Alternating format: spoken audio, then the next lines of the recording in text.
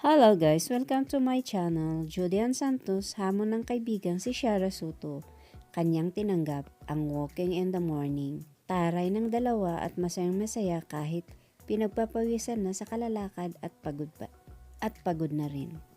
Salamat mga kaibigan sa panunod sa munting kwento. Huwag kalimutang i-subscribe ang aking channel. Kung di pa kayo nakakapag-subscribe sa Artista TV, i-subscribe na ito upang lagi kang updated sa mga paborito niyong mga celebrity.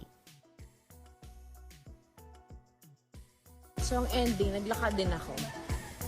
Kasi itong batang to, di ako tinantanan. Ka naman. Paus na. Yeah, pawis tuloy yung kilikili ko. Shirt ko pag later to tapos tayo. Eto na. Naka-steps.